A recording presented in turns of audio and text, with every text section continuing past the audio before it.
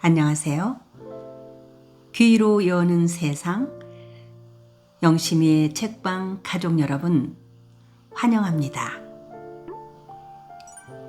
오늘의 작품은 문순태 작가의 타오르는 강, 함께 감상하시겠습니다. 타오르는 강, 문순태 제4부 쾌항.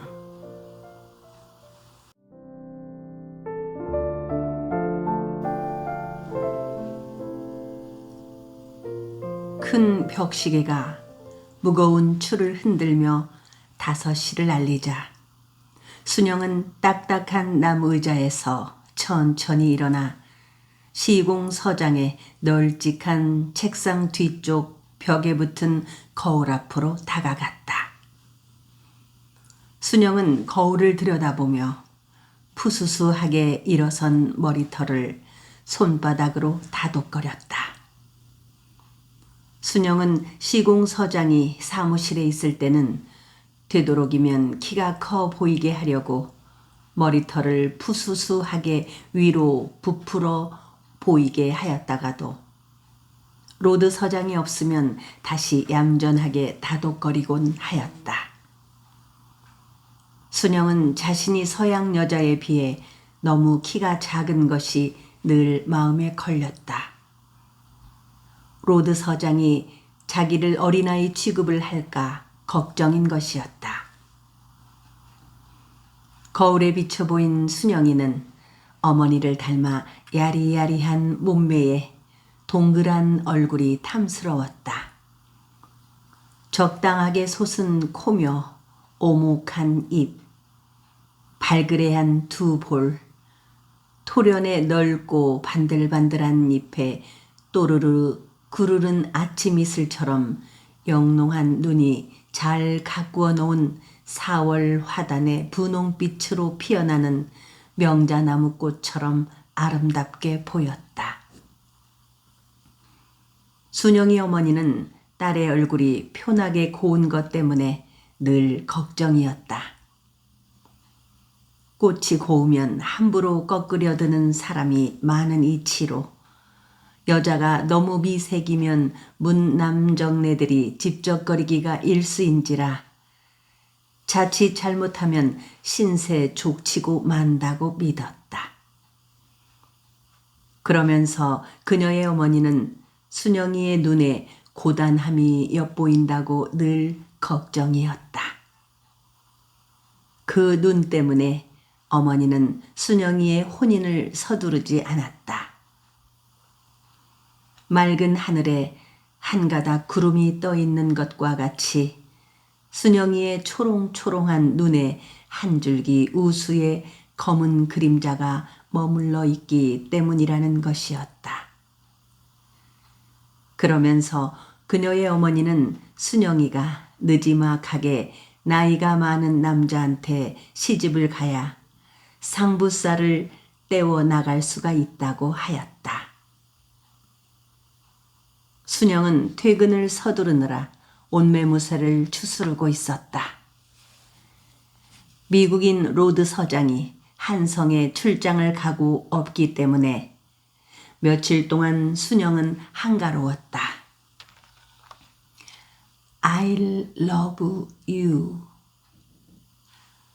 순영은 거울을 들여다보고 입모양을 예쁘게 해가면서 혼자 중얼거렸다. 로드 시공서장한테 배운 미국말이다. 처음 그 말 뜻을 알았을 때까지만 해도 그녀는 화끈하게 얼굴이 달아올랐었는데 지금은 얼마든지 짓거려대도 부끄러움을 느끼지 못하였다. 순영이는 시공서에 들어온 지가 반년도 미처 안 되었으나 날마다 로드 서장한테 미국말을 배웠기 때문에 이제는 간단한 말은 할 수가 있다. 머릿속에서는 자나깨나 로드 서장한테 배운 미국말들이 봉숭아 씨가 익어서 깍지를 깨트리고 터져 나오듯이 부스럭거리면서 쭈뼛쭈뼛 입 밖으로 새어나오려고 하였다. 순영은 로드 서장한테 I love you라는 말의 뜻이 나는 너를 사랑한다는 것을 들어 알고 미워한다는 말은 무엇이라고 하느냐고 물어보았으나 로드 서장은 그의 독특한 버릇대로 두 눈을 지그시 감고 소리 없이 푸시시 웃어 보이며 당분간은 그런 말은 몰라도 된다면서 가르쳐주지 않았다. 그녀는 시공서에 들어온 후 미국말로 나는 당신이 미워요, 싫어 죽겠어요 라는 말을 수없이 뱉어주고 싶은 사람이 있었다. 시공서 일본인 순사 하야시였다.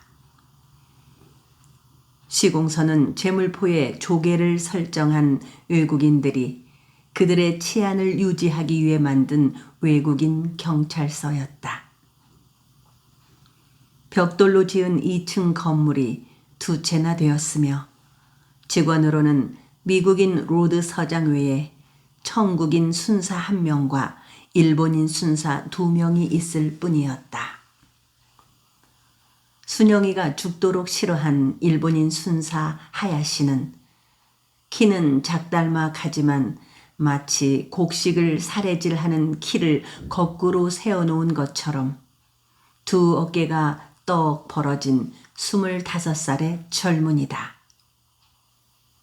하야시는 순영이가 시공서에 다니기 시작한 날부터 도깨비 바늘처럼 지겹도록 그녀를 따라다니면서 집적거렸다. 순영이가 하야시를 싫어하는 것은 그가 일본 사람이기 때문이 아니었다. 그녀는 아버지처럼 외국인들에 대해 쌍지팡이를 휘두르면서 비난하거나 적대감을 갖고 싶지가 않았다.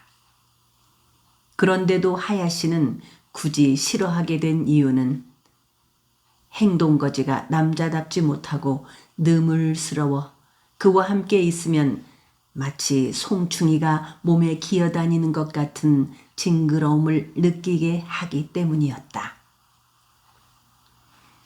며칠 전 하야시는 순영이한테 그의 음충스러움을 노골적으로 드러내 보였다. 닷새 전의 일이었다. 순영이가 시공서의 변소에 쪼그리고 앉아 엉덩이를 까고 이를 보고 있는데 하야시가 벌컥 변소문을 열어 젖힌 것이었다. 벽돌로 새로 지은 2층 시공서는 제물포 안에서도 몇 째 안 가는 큰 건물로 아래층에 유치장과 순사 사무실이 2층에 시공서장의 방과 순사 합숙소가 있었고 변소는 합숙소 옆에 붙어 있었다. 순영이는 출근을 하자마자 그녀의 집 안방보다 더 널찍하고 깨끗한 2층 변소에 들어가 문도 걸어 잠그지 않은 채 마음 놓고 일을 보고 있었다. 그날도 로드 서장은 한성에 출장을 가고 출근을 하지 않은 데다가 아래층에 있는 순사들이 2층에까지 올라올 리가 없을 것이라고 생각했던 것이었다. 그리고 설사 아래층 순사들이 2층 변소를 사용하기 위해 올라온다 해도 판자로 만든 층계에 삐걱거리는 소리가 들리기 때문에 마음을 놓고 느긋하게 이를 보고 있었다. 하야시가 발작 소리도 없이 2층으로 올라와 변소문을 벌컥 열어 젖혔을 때 순영은 창졸간의 고쟁이를 끌어올릴 겨를도 없이 비명을 지르고 말았다. 그러나 하야시는 변소문을 열고 서서 순영이가 쪼그리고 앉아있는 모양을 허리까지 구부리고 들여다보며 히히거리고 웃고 있었다. 순영은 고쟁이를 끌어올리는 대신에 두 손바닥으로 얼굴을 가린 채 거듭 비명을 질러댔다. 그러나 아래층의 다른 순사들이 모두 자리를 비운 듯 아무도 올라와서 하야시를 끌고 내려가지 않았다. 그런 일이 있은 후부터 순영은 하야시의 얼굴만 보면 온몸에 땅구멍들이 벌름거리면서 소름이 돋았다. 그녀는 하야시의 흉물스러운 모습을 볼 때마다 다리가 42개나 달린 노랑머리 왕지네가 스멀스멀 그녀의 등짝에 기어다니는 것 같은 징그러움 때문에 온몸이 근질거리고 속까지 느글거렸다. 순영이는 하야시가 변소문을 열어젖힌 일이 있은 후 시공서를 그만둘까 하고 생각해보기도 했다. 그러나 로드 서장이 그녀에게 잘해주고 있었고 또 날마다 로드 서장한테 미국말 배우는 것이 즐거워 차마 그만두지 못했다. 순영이는 로드 서장한테 하야시가 그녀를 귀찮게 한다고 일러 바칠까 하였으나 그만두었다. 자신의 일은 자신이 해결해야 한다고 생각했기 때문이다. 그녀는 그만한 일도 자신의 힘으로 해결하지 못한다면 미국말을 배울 필요조차 없다고 생각했다. 순영이는 그만큼 여자답지 않게 당차고 대담한 데가 있었다. 그런 그녀를 보고 어머니는 말끝마다 사내로 생겨날 것이 여자로 잘못 태어났다고 하였다. 순영이는 조용히 사무실 문을 열고 2층 복도로 나가 아래층을 내려다 보았다. 아래층의 널찍한 순사 사무실에는 청국인 순사와 하야시가 칼을 옆구리에 찬 채 긴 의자에 앉아서 유성기 소리를 틀고 있었다. 순영이는 하야시가 있는 것을 보고 2층 시공서장 사무실로 다시 들어와 버렸다. 하야시가 아래층에서 순영이가 내려오기를 솔개가 병아리 엿보듯 기다리고 있을 것이 분명했기 때문이다.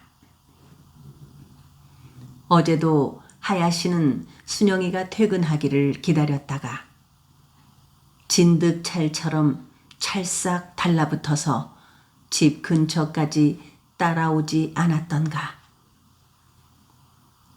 순영이는 다시 벽시계를 보았다. 6시가 가까워지고 있었다. 서둘러야 했다. 어둡기를 기다렸다가 화도 고개에 가는 것은 더욱 위험했기 때문이다. 어쩌면 하야시는 어두워지기를 기다리고 있는 것인지도 몰랐다. 그날 순영은 집으로 돌아가는 길에 화도 고개에서 장대부리와 만나기로 약조를 하였다. 순영은 1년 전에 이종 오빠 짝귀의 소개로 장대부를 알게 되었다. 장대불은 제물포 해관의 등짐꾼이었다. 순영이는 장대불이의 고향이 전라도 영상강변 어디라는 것과 30이 가깝도록 장가를 들지 않아 딸린 식솔이 없다는 것, 그리고 그녀의 이종 오빠와 함께 동학군이 되어 가보년 난리를 겪은 후 제물포까지 피신해 왔다는 것 정도를 알고 있을 뿐이었다. 순영은 이상하게도 장대불에게 마음이 끌리고 있음을 알았다. 따지고 보면 장대불은 내세울 것이 없는 남자였다. 그런데도 그녀는 말이 없이 과묵한 편인 그에게 마음이 쏠린 것이었다. 순영이가 보기에 장대부리는 마음속에 무서운 화약을 품고 있는 것만 같았다. 그리고 언젠가는 그 화약이 터져 세상을 깜짝 놀라게 할 것만 같은 예감이 들었다. 그러나 순영이의 아버지와는 달리 세상 일에 대해서 함부로 불평을 말하지 않았다. 그가 순영이한테 하는 말이란 언제나 영산강과 고향 이야기뿐이었다.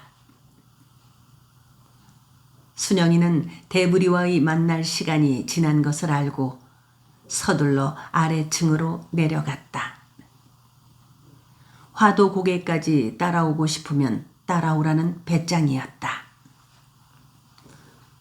오이 순영씨, 이제야 내려오시우니까. 오늘 저녁에는 이 하야씨가 순영씨한테 너무 맛이나 있는 청요리를 사주거나 싶어서 눈이 빠지게노 이렇게 기다리고 있었으문이다. 순영이가 턱 끝에 힘을 주고 아래층으로 내려가자 하야씨가 잽싸게 나무 의자에서 일어나며 음흉을 떨었다. 순영이는 하야씨를 거들떠보지도 않고 여전히 턱 끝에 힘을 모아 눈심지를 빳빳하게 짓뜨며 시궁서의 큰 문을 열고 밖으로 나갔다. 6시 반이 지났는데도 아직 하루의 쇠잔한 햇살이 시궁서의 양철 지붕 위에 비스듬히 꽂혀 내리고 있었다. 그녀는 엿가락처럼 찐득하게 느껴지는 지붕 위의 햇살을 보면서 이제 봄이 무르익고 있음을 감지하였다. 햇살이 약해지면서 바람이 제법 삽삽해졌다. 그러나 순영은 적당히 차가운 바닷바람이 좋았다. 순영은 선창 쪽으로 걸음을 옮겼다. 석양 무렵의 바닷바람을 흠뻑 맛보고 싶었기 때문이다. 그녀에게 바닷바람은 우울증과 가난의 슬픔을 씻어주는 신비한 약이기도 하였다. 아무리 슬프고 답답한 일이 있더라도 바닷바람만 쐬고 나면 머릿속이 이내에 개운해지는 것이었다.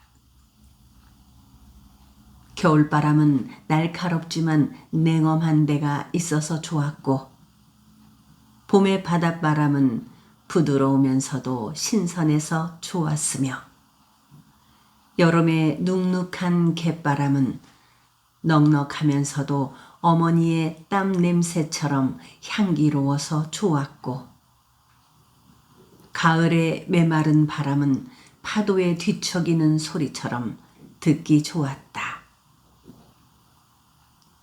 순영은 하야씨가 분명 그녀를 뒤따라오는 것을 알고 그를 따돌릴 궁리를 하였다. 그녀는 걸음을 빨리 걸으려고 하였으나 검정고무신이 발보다 커서 헐렁거렸다. 순영은 루드 서장이 선물로 사다 준 짙은 갈색의 가죽 지갑을 옆구리에 꼭 끼고 검정 고무신에 짧은 통치마를 입고 거리를 걸어 다닐 때마다 기분이 우쭐해졌다. 재물포 안에서 외국 여자들을 제외하고 순영이 자신처럼 개화된 차림을 한 여자는 별로 눈에 띄지 않았기 때문이다. 더구나 그녀는 비록 하야시한테 창피함을 당하기는 하였으나 안방보다 더 깨끗한 변소를 사용할 수가 있고 향내나는 거품이 부걱부걱 일어나는 비누로 목욕도 하지 않는가. 그러나 무엇보다도 순영이가 우쭐대고 싶은 것은 자신은 미국말을 할 줄 안다는 사실이었다. 그녀 생각에 재물포 바닥 안에서 조선 여자치고 순영이 자신만큼 미국말을 잘하는 여자는 아무도 없을 것 같았다. 순영이의 미국말 실력이 부쩍부쩍 늘자 로드 서장은 장차 그녀를 미국 여자가 경성에 세웠다는 여학당에 보내주겠다는 약속까지 하지 않았던가. 순영이는 선창거리 어물전 앞을 지나면서 힐끗 뒤를 돌아다 보았다. 하야시가 몇 걸음 뒤에 칼을 차고 비식비식 웃는 얼굴을 하고 따라오고 있었다. 순영은 어물전 앞에서 곧장 큰 길로 걸어가는 척 하다가 조붓한 골목으로 몸을 숨겼다가 오던 길로 돌아서 걸었다. 그리고 잠시 후에는 상수리 나무며 소나무, 백나무들이 듬성듬성 서 있는 화도고개를 추어 오르고 있었다. 어느덧 사위가 어둠에 묻혀가기 시작했다. 고갯마루에 장대부리가 먼저 나와서 기다리고 있었다. 왜 이리 늦었어? 언제나처럼 장대부리의 목소리는 마치 5, 6월 장마에 돌담 무너지는 소리처럼 왁살스러웠다. 하야시 놈을 따돌리느라 혼났어요. 순영은 어둠에 묻혀가는 장대불의 거뭇거뭇한 턱수염과 안광이 빛나는 눈을 바라보며 말했다. 순영은 장대부리의 그 빛나는 눈이 마음에 들었다. 하야시가 순영이를 오지게 좋아하는 것 같구만 그랴. 그런 소리 마시고 그 자식 좀 어떻게 혼내줄 수가 없어? 내가 무슨 힘이 있건지. 하야시 때문에 죽겠시오. 외놈들 땜시 죽겠다고 하는 사람 많단께. 순영이 아버님도 밤낮 외놈들 베기 싫어 죽겠다고 안 하시던감. 그놈은 찐득이 같다고요. 신여성이 되려면 고만한 고초쯤은 이겨내야지. 대부리가 순영이를 비아냥거렸다. 그는 할 수만 있다면 순영이의 그 검질긴 성깔을 되알지게 한바탕 헤집어 놓고 싶었다. 대부리가 보기에 순영이의 허파에는 계명시대의 허황한 바람이 가득 들어차 있는 것 같았다. 그리고 그녀는 그 허황한 바람 때문에 끝내는 신세를 족치고 말 것이라는 예감이 들기도 했다. 대부리는 그런 허튼 여자와 가까이 사귀고 싶은 생각이 별로 없었다. 그동안 짝귀형의 성화 때문에 서너 차례 만나서 순영이의 됨됨이를 얼추 헤아려 본 바로는 결코 순탄하게 살아갈 여자 같지가 않게 느껴진 것이었다. 그리고 대부리로서는 그런 순영이를 감당하기 어렵다는 것을 알고 되도록이면 냉정하게 대해오던 터였다. 그런데도 순영이 쪽에서 한사코 보쟁이려고 하는 것이었다. 그날 저녁에도 먼저 만나자고 한 것은 순영이었다. 그녀가 짝귀형을 통해 만나자는 기별을 전해왔기에 어정쩡한 마음으로 화도 고개에 나온 것이었다. 순영이의 기별을 받고도 그는 떨떠름한 마음이 되어 짝귀형한테 자기는 나가기 싫으니 그녀에게 그렇게 전해달라고 하였으나 짝귀형이 날 저물 때 처녀 혼자 외딴 산 고개에서 서성거리게 할 수가 없지 않겠느냐면서 등을 떠밀기에 마지못하여 모습을 나타낸 것이었다. 가보년 때 생사고락을 함께했던 짝귀형은 대부리가 여자를 만나 제물포에 정착하기를 바라는 마음에서 두 사람을 짝지어 주려고 무던히 마음을 쓰고 있었던 것이었다. 짝귀는 늘 대부리에게 순영이 그 아이는 포장이 커서 자네 같은 사내가 잡돌이를 해야 하네. 이제는 말바워미 생각은 잊어불고 순영이한테로 마음을 돌려보게. 순영이가 내 이종 동생이라고 해서 하는 말은 아니네만 그만하면 인물도 반반하고 속도 즐거워서 자네한테는 잘 어울릴 것세 하고 말하던 것이었다. 누가 하야시 놈 좀 혼내줬으면 좋겠는데. 대부리 쪽에서 아무 말도 없자 순영이가 다시 입을 열었다. 그 시공소를 그만두면 될 거 아닌감. 시공소를 그만두다니요? 왜? 그만둘 수가 없는 게요? 미국말은 어디서 배우라고요? 미국말은 배워서 어쩌려고. 개명시대에는 일본말이나 미국말을 배워둬야 잘 살 수가 있답니다요. 대부리는 순영이의 그 말에 코웃음을 치며 개명시대 너무 좋아하지 마시오. 개명바람에 멍들게 될 테니깐 하고 말했다. 우리 숙부님은 그래도 하루빨리 개명시대가 와야 살기 좋은 세상이 된다던데요. 숙부님한테는 살기 좋은 세상이 될지는 모르지만 조선 사람들한테는 개똥 같은 세상이 될 거예요. 나는 계명이 싫소. 이것은 계명이 아니라 계약이요. 대부리는 순영이 앞에서 처음으로 세상 일의 불평을 말하였다. 그는 갑자기 울화가 뻗질러 올라 큰 소리로 속에 감추어진 생각을 토해내려다가 애써 참았다. 그는 말없이 바다를 내려다보았다. 바다의 어둠이 덮이고 있었다. 그의 마음속 깊숙이 또아리진 생각처럼 짙고 무거운 어둠이었다.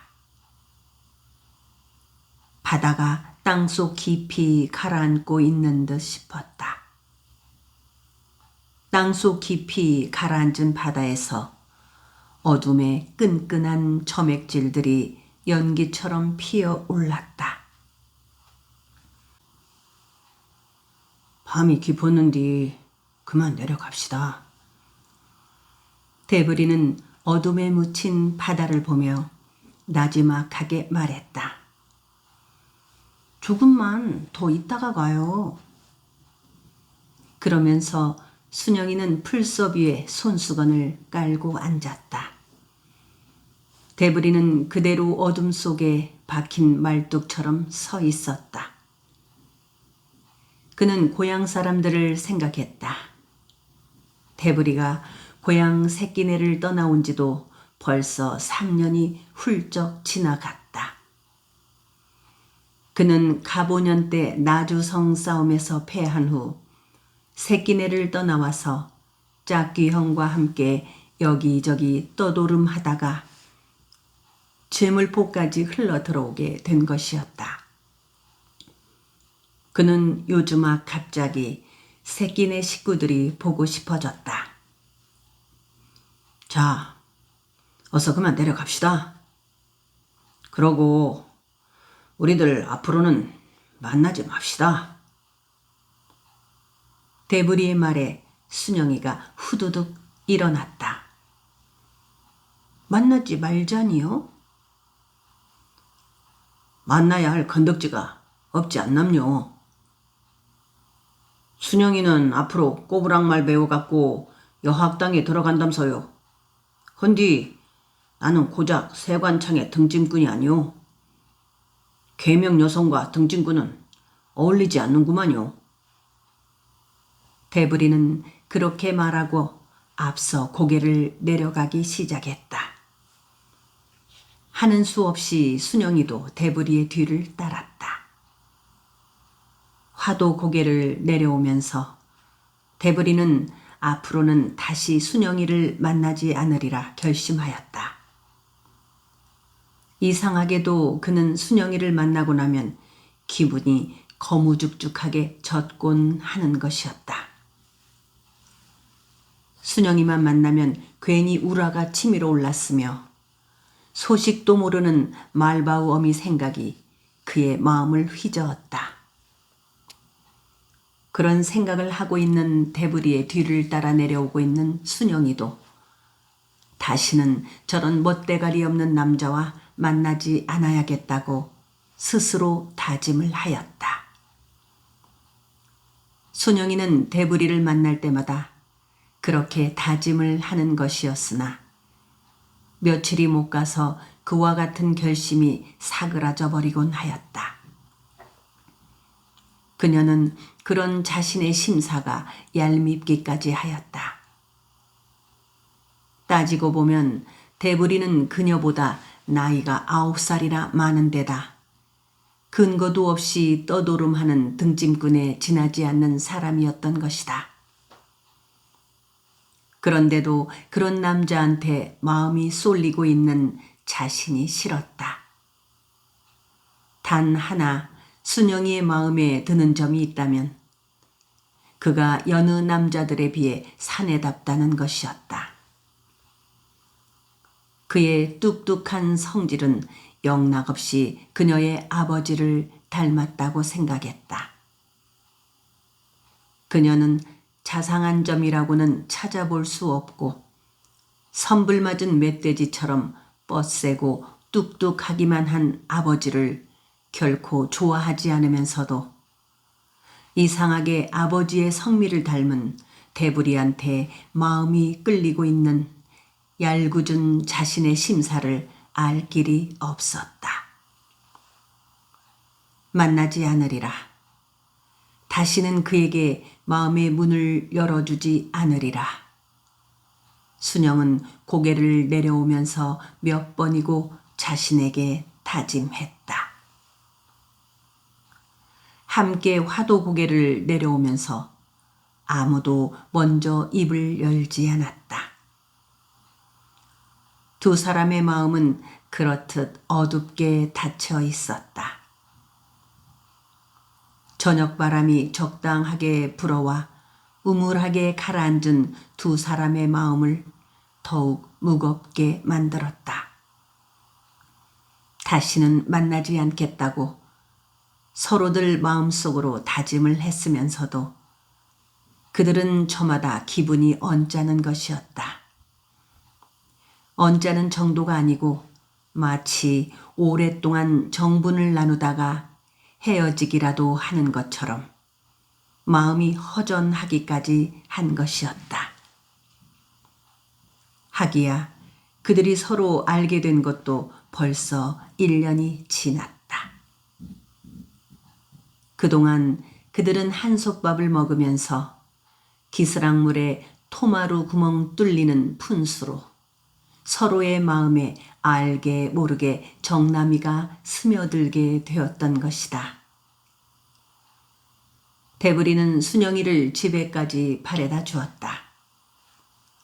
서로 만나지 말자고 했지만 어차피 그들은 날마다 얼굴을 마주쳐야 할 형편이었기 때문이다. 자, 그럼 들어가. 나는 응신청으로 돌아갈란께. 순영이네 주막 가까이에 이르렀을 때 대부리가 발걸음을 멈추며 말했다.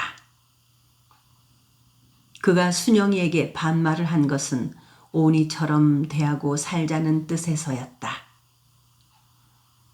그는 지금까지도 존댓말을 하다가 덜어는 말을 내리기도 했었다.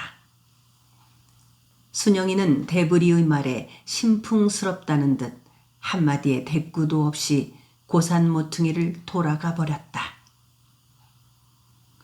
대부리는 한동안 그 자리에 멍청하게 서 있다가 천천히 발걸음을 돌렸다. 그는 일본 조계의 큰 길로 내려왔다. 일본 조계의 거리에는 남포불이 휘황하였다. 그는 일본인 상점들의 불빛을 보자 오히려 마음이 어두워졌다. 그는 세관창 등짐꾼들의 합숙소인 응신청과는 반대쪽인 타운샌드 상사 앞을 지나 포목점이며 잡화점이 즐비하게 늘어선 선창거리로 나왔다. 거리에는 일본 사람들이 외나막신을 신고 지나다녔다. 외나막신이 땅에 끌리는 소리가 그의 뒤통수에 끌지를 해대는 것처럼 섬쩍지근하게 들렸다. 조선 사람들 모습은 별로 눈에 띄지 않았다. 이따금 조선 아이들이 남포불이 휘황한 일본인 상점을 구경하느라 겁먹은 얼굴로 기웃거리는 모습이 보였다. 과자와 잡화를 파는 일본인 상점 앞에 10살 안팎의 아이들 연하문 명이 웅성거리고 있었다. 대부리는 잡화점 앞을 지나치려다가 잠시 걸음을 멈추어 섰다. 넨노헤이까 반자이! 전황폐와 만세! 한 아이가 상점 안으로 얼굴을 디밀고 큰 소리로 말했다. 그러자 키가 작달막하고 몸집이 왜소한 일본인 상점 주인이 고개를 끄덕이며 방금 천황폐하 만세를 외친 아이에게 빨간 눈깔 사탕 하나를 집어주었다. 그러자 또 다른 아이가 역시 조금 전의 아이처럼 상점 안으로 고개를 디밀고는 목청껏 덴노헤이까 반자이! 하고 외치는 것이었다. 그 아이도 눈깔 사탕 하나를 받아들고 신이 나서 깡총거렸다. 다음번에는 앞에 두 아이보다 키가 작고 서너 살쯤 아래로 보이는 아이가 멈칫하다가는 용기를 내어 상점 안으로 들어서더니 덴노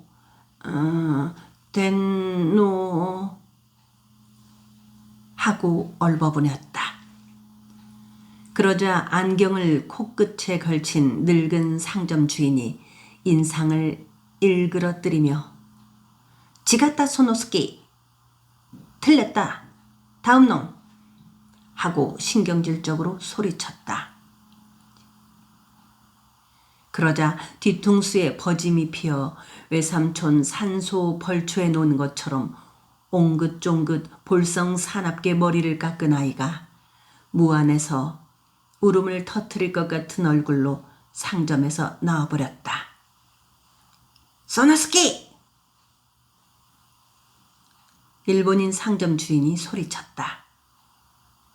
그러자 이번에는 몸피가 겨릅대처럼 깡마르고 키가 큰 아이가 용감하게 상점 안으로 들어서더니 덴노 하이까 반 하고 더듬거렸다. 빠가야로 욕구 와까라나꾸짜 아메다마오 야란조. 나쁜 놈 분명히 알아가지고 오지 않으면 사탕을 안 준다. 하고 거칠게 나무람하였다.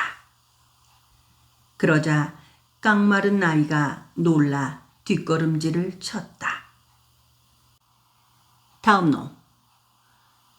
일본인 상점 주인이 다시 소리쳤으나 나머지 아이들은 자신이 없어 상점 안으로 들어서지 못하고 멈칫거렸다.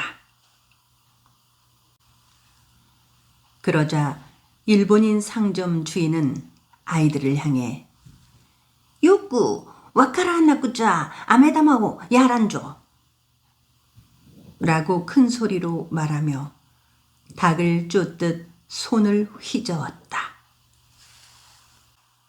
분명히 알아가지고 오지 않으면 사탕을 안 준다. 라고 큰 소리로 말하며 닭을 쫓듯 손을 휘저었다. 이 광경을 잠자코 구경하고 있던 대부리가 자파점 안으로 들어섰다. 사탕 10개만 주시오. 대부리는 손을 내밀며 조선말로 분명하게 말했다. 그러자 일본인 상점 주인은 양철통 속에서 눈깔 사탕 10개를 집어서는 거스름돈과 함께 내주었다. 대부리는 사탕을 들고 상점 밖으로 나와서 아이들을 불러 모았다. 그는 조금 전에 일본인 상점에 들어갔다가 덴노 헤이카 반자이를 분명하게 외지 못하고 어물어물 하다가 사탕 대신 욕만 얻어먹고 나온 아이들과 아예 상점 안으로 들어서지도 못하고 문 밖에 서 있기만 했던 몇 명에게 사탕을 하나씩 나눠주었다. 그러자 유창한 일본말로 덴노 헤이카 반자이를 외치어 사탕을 얻어먹은 아이가 대부리에게 다가와서 손을 내밀었다. 너는 조금 전에 덴노 헤이카를 외친 값으로 일본 사람한테서 사탕을 얻어먹지 않았더냐? 대부리가 부드러운 목소리로 말했다. 그러자 눈이 자그맣고 아래턱이 팽이끝처럼 날카롭게 생긴 그 아이가 일본 사람한테서 얻은 사탕을 입속에 넣고 굴리면서 대부리를 쏘아보더니 아까는 내 실력으로 얻어먹은 거라요. 하고 야무지게 말했다. 만수는 날마다 사탕을 얻어먹어요. 머리에 퍼진 핀아이가 자랑스러운 듯 말했다. 날마다? 그래요. 다나카 상점 주인은 날마다 일본말을 그 앞에서 한마디씩 외면은 사탕을 하나씩 던져준다고요. 어저께는 니온 반자이를 외웠고 그저께는 오하이오 고자이마스를 외우게 했다고요. 다나카 상점 주인은 사탕을 주면서 우리한테 일본말을 배워주고 있는 거라니까요. 눈이 작은 아이가 자랑스럽게 말하였다. 대부리는 그를 탓하고 싶은 생각이 없었다. 왜냐하면 그 아이의 잘못이라고 생각하지 않았기 때문이었다. 대부리는 그에게도 눈깔 사탕을 하나 주었다. 얻어먹는 것은 좋지가 않다. 그러니까 묻고 싶어도 참아라. 대부리는 아이들에게 그 말만을 해주었을 뿐이었다. 그렇지만 아이들을 뒤로 하고 혼자 세관창 쪽으로 가고 있는 대부리의 마음은 계속 음울하게 가라앉아 있었다.